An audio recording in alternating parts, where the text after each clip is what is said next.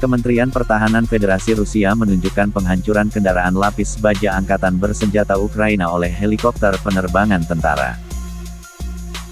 Hal ini sebagai bagian dari operasi khusus untuk melindungi Donbas.